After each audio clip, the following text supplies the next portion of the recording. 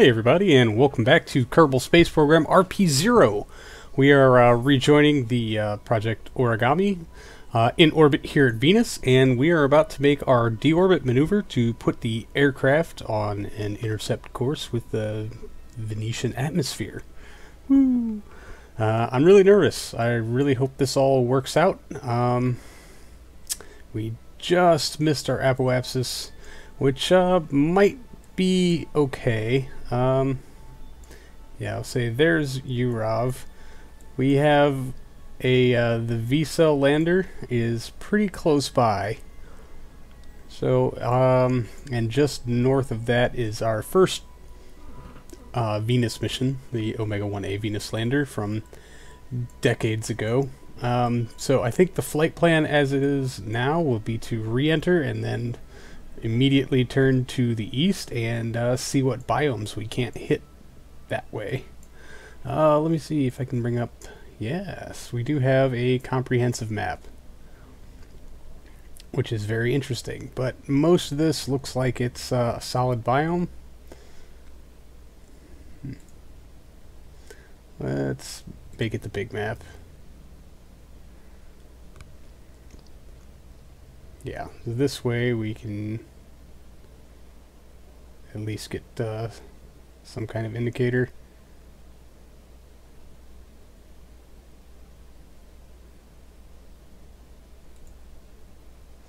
Oh, that's altitude.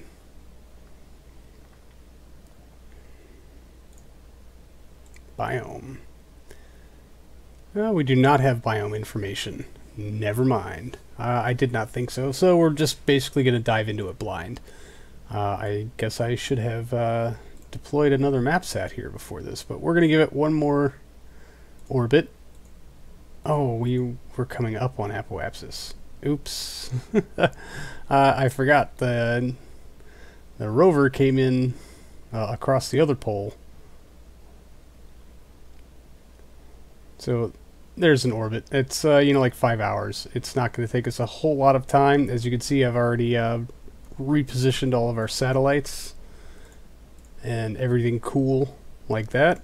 So hopefully we'll have good comm coverage. As you can see, there are obvious gaps based on the eccentricity of the orbits.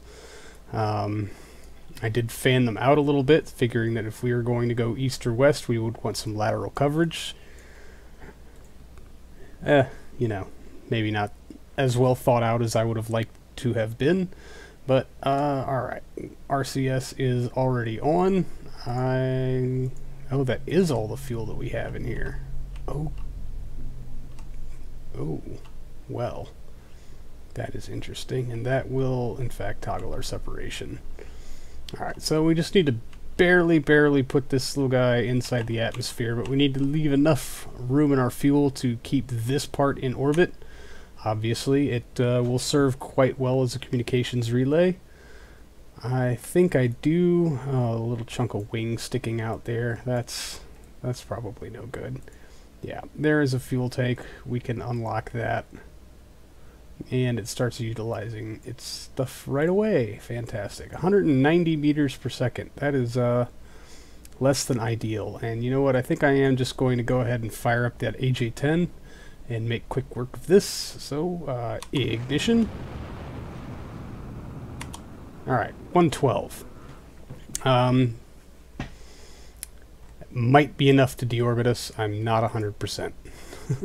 So I'm going to go ahead and manually toggle our decouple action here, making sure that, yeah, okay, all of the fuel in here is locked for our engines. So decouple and hope for the best. So we'll just maintain this orientation for a couple of minutes while we wait for the signal to go through. I really hope this works. How much fuel do we have in here? Not very much. That should be alright. Hopefully it'll be enough to offset our weight. And that's all that really matters. Okay, and away goes our orbiter stage, which we will now about face. It now has 757 meters per second. That is almost enough to circularize its orbit. We'll go ahead and give that a try. Turning first prograde, and we're just going to fire straight down the mark here. So ullage, very stable, ignition, and we're just going to run them dry. And watch that periapsis go crazy.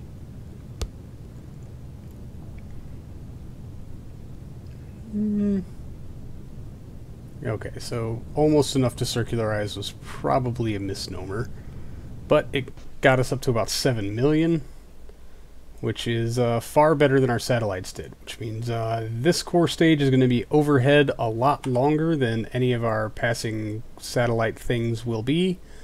Alright, so now staging is very important here. That's our RCS, those are already working. That's to decouple that and throw the fairings and light the the separation motors. Man, toggling staging through the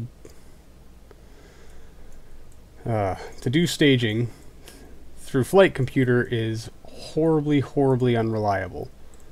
What I do need to remember to do is to unlock these fuel tanks. They are burning MMH and N2O, so they will not feed the thrusters, even if I should mess up and enable cross-feed, which I am certain I did not, because it's default to off, and I've so rarely change it. Alright, all three of our fuel tanks are fired up. None of the wing segments should have any fuel in them. I will need infernal robotics, and toggle to preset mode. And I will also need atmospheric autopilot. Master switch. Because we're going to need that to fly with any kind of authority. So we're going to take a quick save because, oh man, I really hope this works. This is a really, who told you to do anything? Okay. So let's get a little closer to our periapsis. It's not very low. Our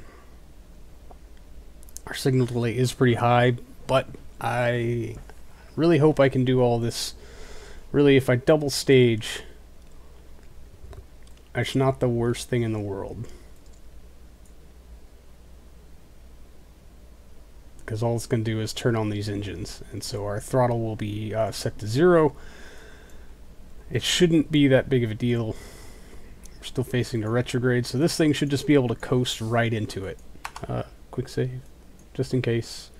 Just in case. And so I feel like right before we hit Atmo, oh man, but what if we don't all the way capture?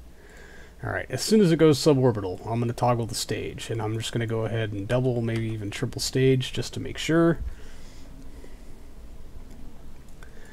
And we'll see how well this thing goes. Good, I did program in a radio in command. That will be super useful. As we are actually, from the look of this comm lines, it looks like we're coming in exactly on the opposite side of Venus from Earth. Which is weird and also mildly terrifying.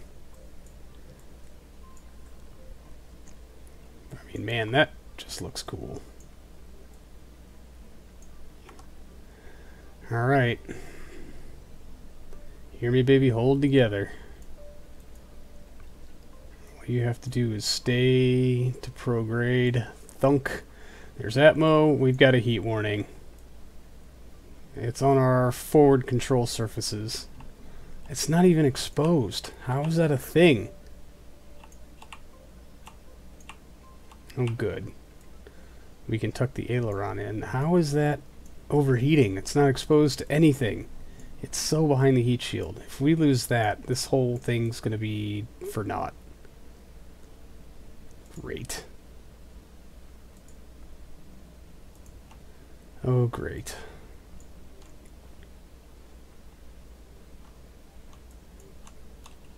Alright, well, we do have RCS control. Looks like our heat warning disappeared. That's fantastic.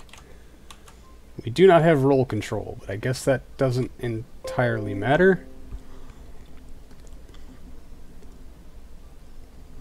So we're just going to watch that apoapsis fall. I'm going to deflect this heat shield to try to get some downforce, I guess, would be the appropriate term here. I mean, lift in a downward direction.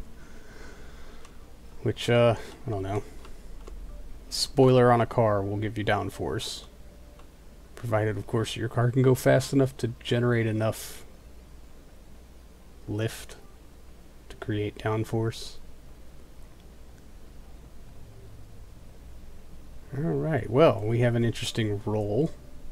I cannot correct for that, we just don't have the thruster placement for it. Oh, there's clouds trying to disappear. We're still descending. Apoapsis has fallen to 16 million. I kind of hope you deorbit. That is an interesting roll. There's a heat warning again, and it's gone.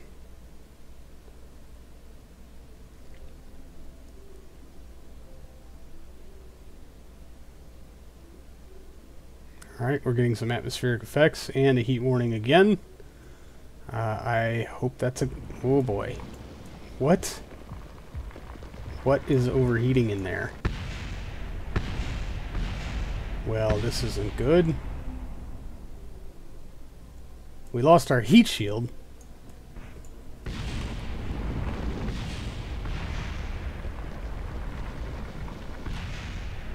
How the hell? Alright, well...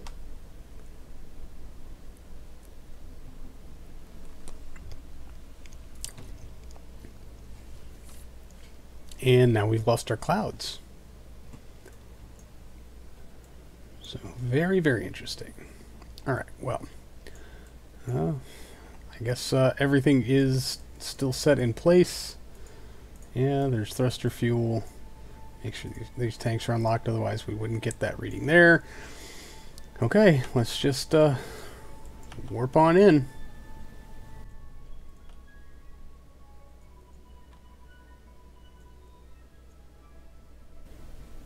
Dunk. There's Atmo, and for some reason we don't have a connection. Why do we not have a connection? Oh, that's just below the horizon. That one isn't, though. Why don't we have a connection with that? Or that? This is a problem that will definitely affect staging. Alright, well, let's bring up our ablator info. So far, so good.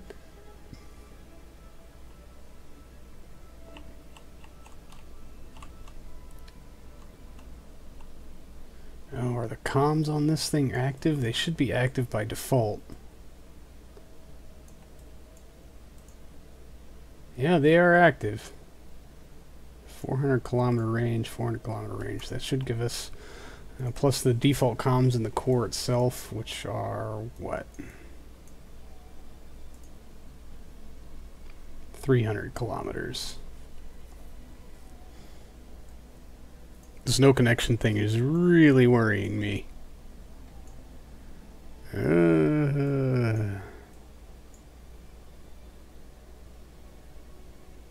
Yeah, we're starting to develop a slow roll.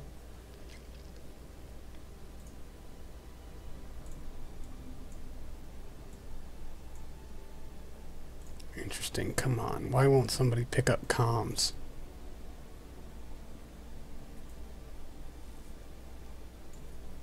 Or clouds.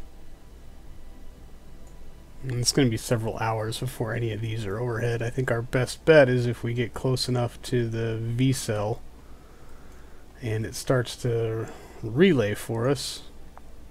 Although that's not going to have anything in range for quite a while either. Whoa, heat warning. What is overheating? Our heat shield? That can't be right. How are things behind the heat shield overheating?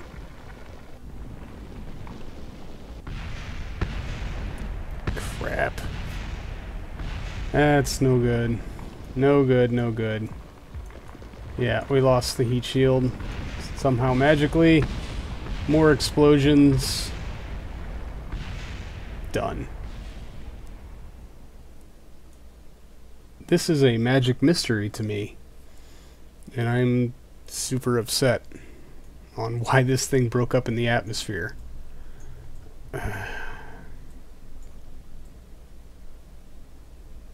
Well, that's 2 attempts and same result both times. I'm really sad that we may have to scrap that project, or at least devise a different delivery method for it. Or wait until we have an inflatable heat shield to drop it in on. So, oh, that's super saddening. I really wanted to see that thing work. Well, huge bummer, but I think the lack of connectivity issues may have been the downfall of this mission, well more so than the glitchy heat shielding. So let's go check in on UROV. Oh, I guess we're not going to check in on UROV. That's fine too. Sometimes it just bugs out on you. Yeah, it won't let me do much of anything except hit escape and go to the Space Center. And much to everyone's dismay, I will not be checking back in on the UROV Charlie this episode. When I'm frustrated, I tend to just build things instead. It's a way of distracting my mind and helping me not be angry about what I feel is really unfair. So, given another marked failure of the space program was to successfully fly by any of Saturn's moons, I decided that, well, since we've got that nice 1977 window coming up with all the free transfers, maybe I should build something that's a little heavier and a little more conducive with a lot more delta V at its disposal that could help me possibly achieve flybys of the moons of Saturn. So I started dreaming up this nifty contraption. It's going to be a lot heavier than our previous Saturn mission, and all things considered, I'm still trying to figure out RCS build aid, and that there's really nothing on here to throw off the balance, yet it's telling us that we're going to have an imaginary torque. So I kind of give up on that and then go back to trying to design and build a successful spacecraft that will stay under its tonnage and give me all the available sciencey things that I would like. You'll notice that here on the bottom I am using reaction wheels for the very first time ever in this space program, which also explains the super high ticket price of this probe. But I figure if we can save that RCS fuel for doing the inevitable plane change maneuver, or maneuvers to intercept some of Saturn's moons, then that is delta V better allocated in that case. So we can just use these RCS wheels to reorient ourselves, although I will probably have to go back and redesignate their axes of operation so as to not utilize them for re-angling the spacecraft and only use it for fore and aft telemetry changes. So anyway, we're getting our science load out. There's really nothing new on here except we've got the micro goo containers, which displace a whole lot less weight than the part that they replace, which is always a good thing. And just trying to get our Core 5 experiments on there and make sure our weight balance with everything else is good. And that, of course, it looks stylish and cool, because that is the most important part of any space program, is that your space probes look nice when they are in operation. So now just a matter of rebalancing some things and moving some things around, because we have a lot of weight to play with. So I mean, more than 1.5 tons. I think it's like 1.8 tons is our avionics limit for this. So we can actually get some fairly large fuel tanks on here. Although it would be a little bit better if, 1, they were gold foil, and 2, they were aligned and in the proper place. Yeah, not so bad. I have debated putting a 1 kilonewton thruster on the bottom just so I could turn the RCS thrusters off entirely. But at the moment I am distracted with setting up my action groups for the radio in and for the boot sequence, which is super valuable, of course, and then we'll label them both for easy access and make sure that we get everything programmed in here so that it'll be super convenient to radio in, hopefully the many sciences that this thing will hopefully collect from the moons of Saturn. Alright, and now it's time to build out our transfer stage, and the emphasis here being on keeping it within clearance so that it'll stay within those booms when they're deployed. That'll help us keep it within the fairing and looking nice, and also just maximizing our potential delta V. I did not think we were going to retain the core stage on our previous mission for as long as we did, but given that we know that's a thing now, we might as well optimize it, and we also might as well optimize it full well knowing the lift capabilities of the DN series rocket. At this point, I had planned to set it up on a DN2 B. I may have designated the A upper stage for this mission, I can't quite remember. But yeah, it doesn't nearly hit the tonnage requirements for a DN5, but it's certainly above the requirements for the DN1. So we'll get more into that on a second. Just making sure we've got thruster placement that gives us rotational and fore and aft controls, and we might as well get some solar panels on it so we can make sure that we can independently power this thing, at least for most of it. By the time it gets to Saturn, those solar panels will be almost useless, and then of course picking a paint job that is up to the task. Nobody wants a spacecraft that's just kind of fugly, although I may have achieved that here without even knowing it. Alright, so name pending. So if you have a suggestion for this particular mission, please leave it for me in the comments below. I'm terrible at naming things, as you can definitely tell, and I just will give this one a placeholder. Saturn Moon's Flybys 2, probably, or maybe not even. Just Saturn Moon's Flybys. Anyway, now it's time to pick our lift stage, and this is where I deliberate forever and ever. Yeah, well, that looks a lot better. And this is the DN2. Still 2 HG3s on the bottom, but 8 total E1 advanced boosters that will get it up to orbit. And we'll just double check our staging and make sure all of that is A-OK, and get some fairings on it and get it out to the production line. So that's going to do it for this episode, everybody. Thank you for putting up with the failures and tolerating a hidden build-isode. I tricked you into it. Anyway, thanks for hanging out. I do appreciate it. I'll see all of you in the next one. So until then, see you later.